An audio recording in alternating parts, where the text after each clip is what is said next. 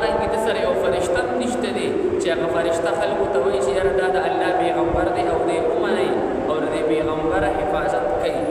او دارنګه د سره خزانه نشته دی یعنی دې چې وایي چې پیغمبر یم نو بیا زمونږ په شان دی بازار کې سره ګرځي او بیا د خوراک سره کوي بلکې د سره د مضبوطه خزانه وي د الله په طرف نه بیا کړه او یا دارنګه در لپاره دی او مضبوط دعا کوي یعنی خلاصه د کلام دا ده چې دی ویل چې څرنګه مونږ بازار ته ځو د پیغمبر بازار ته ځي څرنګه مونږ په بازار کې خوراک سکا کوو او خپل ضرورت برابرو نو د پیغمبر هم د کارنګ کار کوي او دارنګه څنګه چې مونږ سره ملائکه او فرشتي نه ګرځي نو د سره نشته دي څنګه چې مونږ سره خزانه نشته دي نو د سره نشته دي څنګه چې د یو باغ او غیره نشته دي نو د دم نشته دي ان دې او مونږ خو برابر یو دې او مونږ خو برابر یو چې مونږ پیغمبران نه یو دې د کوم دې پیغمبر شو دا دې خبره وا الله جل جلاله فرمایي چې تاسو ته کړه ټیک دا د دې دنیا په لحاظ خدا سبحانه برابر یې د سره فرشتہ تاسو ته نخکاری نشته تاسو سره نشته د سره خدای نشته تاسو سره نشته دې دیم بازار ته ځي تاسو بازار ته ځي نو په دې کارونه کې خدا سو یو شانتي اگر چې ولیکن د باندې الله جل جلاله یو وی کلام نازل کړی دی چې قران کریم دی او دارنګه ته الله جل جلاله نبوت ورکړی دی او ته الله جل جلاله اخلاق کریمانه ورکړی دی چې هغه په خلکو کې اثر کوي نو چې کله دوی دا خبره وشوه چې دا پیغمبر خوري خبرې خلکو ته کوي او ارسو د خبره مني او خپل اخلاق دي نو دوی به ویل وای دا د خپل اخلاق نه دي بلکې دا جادوګر دی او کله به ویل وای دا ساحر دی په خلکو باندې سحر کوي چې چاته خبر وکړي بس غیران طرف ته راوړي او کله به ویل وای دا مجنون دی او کله به ویل وای دا کاهن دی او کله به ویل وای دا کاذب دی الله جل جلاله فرمایي دا کافران او دا مشرکان په خپل عجیب دي انظر کیف ضربوا لك الامثال دا څنګه مثالونه پیغمبر ته بیانوي کله ورته کاذب وای کله ورته دروغجن وای او کله ورته کاهن او ساحر او مجنون وای ولیکن په خپل باندې په یو خبر باندې ټینګیږي نه یو نوم پکې نه کنه صرف کاذب ورته وایا په باغی باندې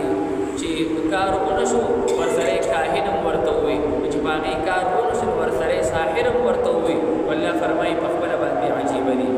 دوی بویل وای دا خلکو ته وای تاسو ورته پیغمبر اتباع کوي دا اخلاق کریمانه نه دي دا خود په خلکو باندې سحر کړی دی ان تتبعون الا رجلا مسحورا او تاسو ته هغه سړي اتباع کوي چې هغه باندې سحر کړی شوی دی یعنی په خلکو باندې سحر کوي دا معنا ده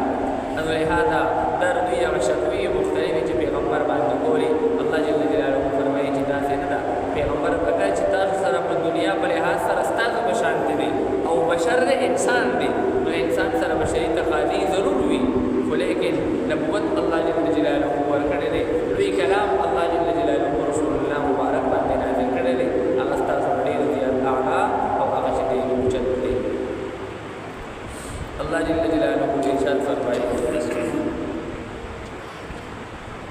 تبارك الذي نزل الفرقان على عبده برکت ورکون کې دی هغه الله چې نازل کړی دی قران کریم لاره په بنده خپل باندې فرقان قران کریم نوم دی فرقان یعنی فرق را مستلگی فمیان د حق او د باطل کی ليكون للعالمین نذیرا د دې لپاره چې شیدا پیغمبر او یا د قران کریم خلق لرا يرون کی الذي له ملك السماوات والارض الله جل جلاله هغه ذات دی چې هغه د لپاره بادشاہي د اسمانونو دا او د زمکې دا ولم يتخذ ولدا او نيدني ولي ولد لرا ولم يكن له شريك في الملك او نشته دې د هغه د لپاره څوک شریک په بادشاہي کې وخلق كل شيء او پیدا کړی دی الله جل جلاله هر څه لرا فقد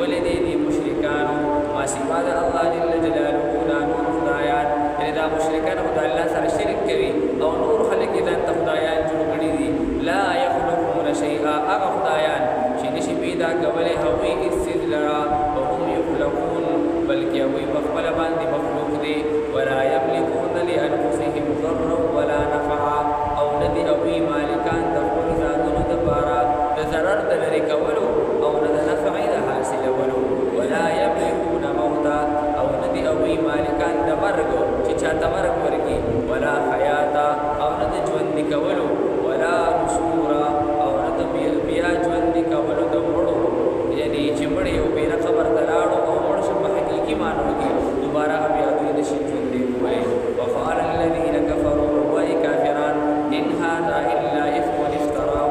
نه دا قرآن کریم مگر دا خو دروغ دی چې دی پیغمبر د ځان نه جوړ